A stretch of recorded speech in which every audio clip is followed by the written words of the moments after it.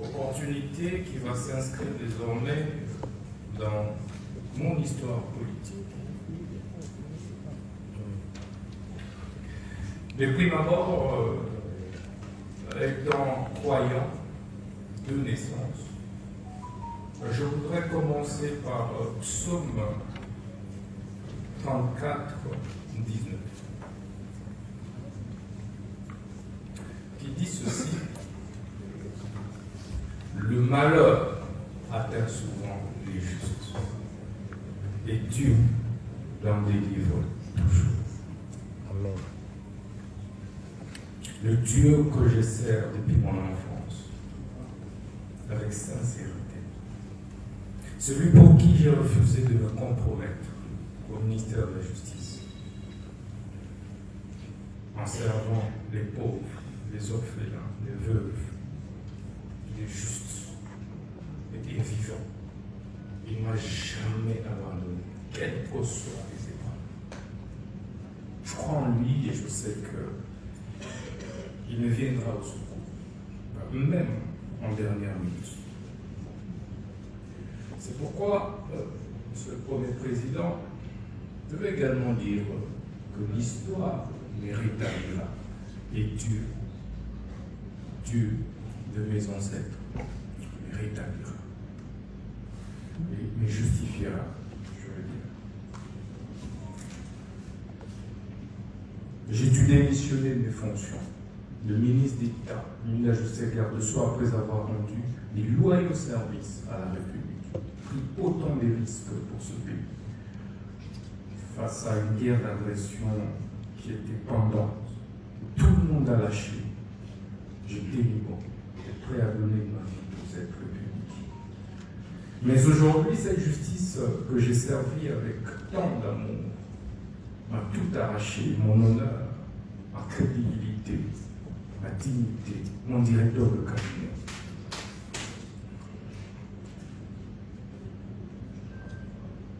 Mais il y a un adage, un dicton russe qui dit que ceux dont le destin définit le pendu ne se meurent pas.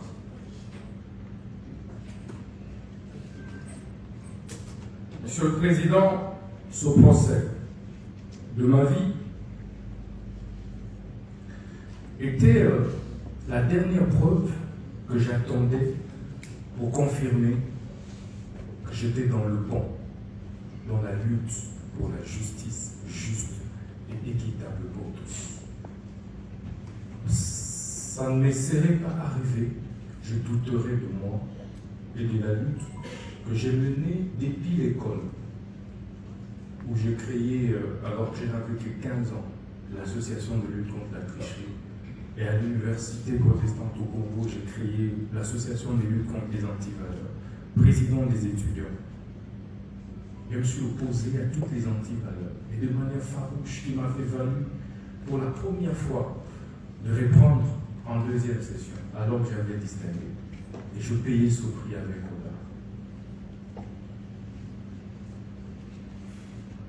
Au ministère de la Justice, je subis la même injustice. Alors que je voulais faire mon travail correctement, redresser les choses, pour le bien de tous, le bien du pays et des générations futures. C'est pourquoi ce procès est historique. Historique, Monsieur le Premier Président, parce que il me rappelle autant d'autres procès historiques, notamment celui des Patrice Emery Lumumba, dont je suis la réincarnation.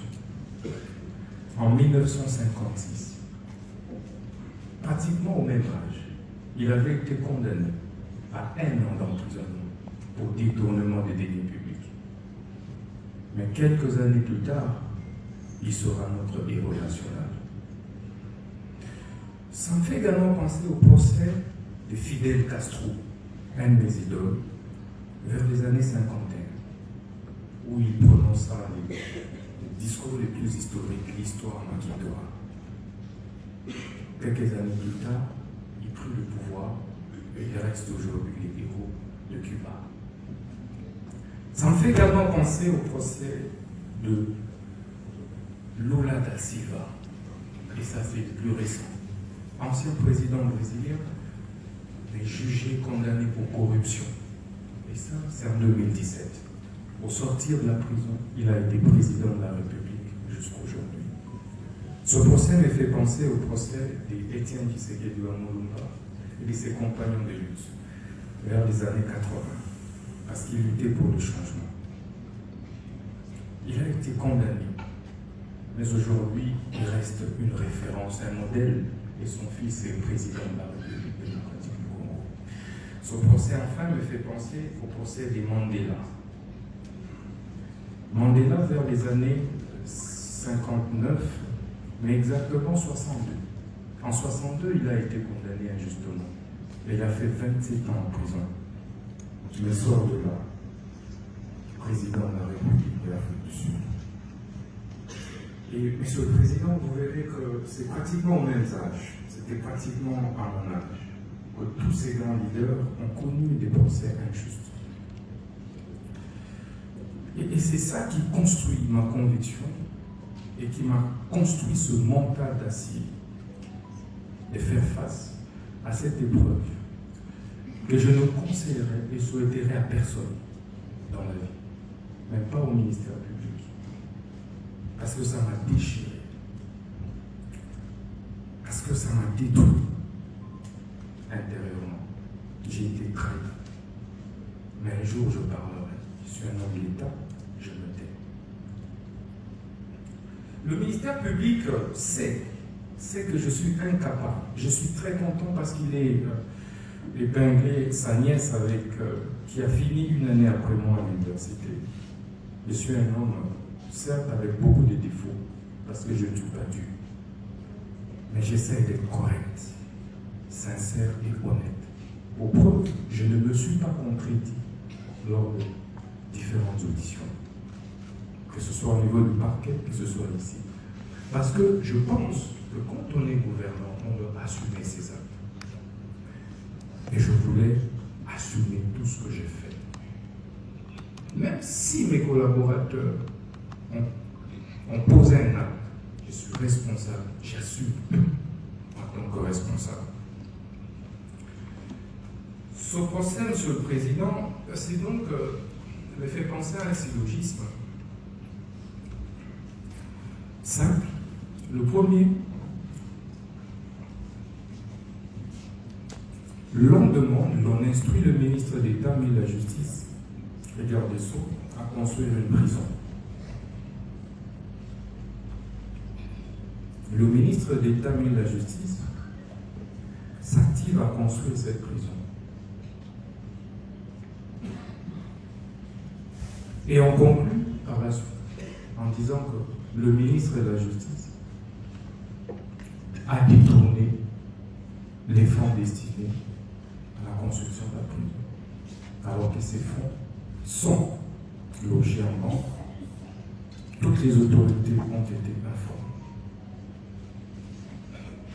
Deuxième syllogisme qui résume ce procès, c'est le ministère public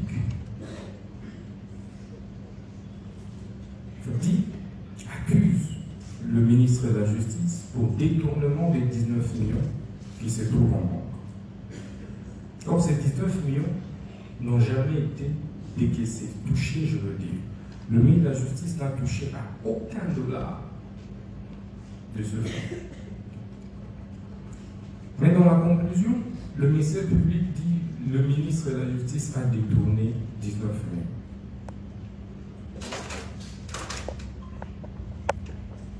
Je suis perdu face à ces syllogismes. Mais ce procès et ces syllogismes ne me surprend pas. Pourquoi ça ne me surprend pas? Parce que ce n'est pas la première fois que le ministère public ait fait un réquisitoire contre moi. À peine 3 mois que j'étais nommé ministre de la Justice, le ministère public, le même, léger cassation, avait déjà fait un réquisitoire pour me faire arrêter. Mais il sait comment cela n'avait pas abouti. 3 mois à peine. Nous sommes au mois de septembre 2024. Je serais surpris de voir un réquisitoire du ministère public pour qu'on arrête le ministre notamment de la Justice. Pour quelle raison? Pour un rapport qui était concocté, dressé à mon insu par les 2 juges que nous avions récusés.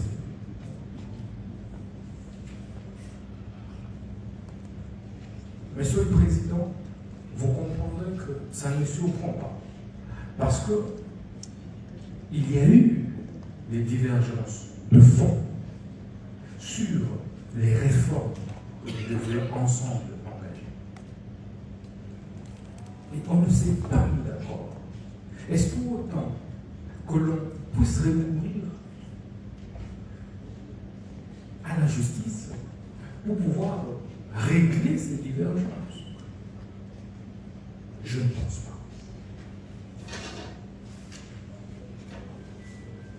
C'est pourquoi je veux dire que ce procès qui m'a été imposé par le ministère public, c'est un procès, comme on dit à l'Ingala, qui est en cours. Tout là qui s'aille, que puisse sonner tous à ma casse. Président, sur cette terre, avec ma petite expérience de la vie politique, on n'est jamais assez fort éternellement pour l'être toujours. Le temps a un pouvoir réparateur.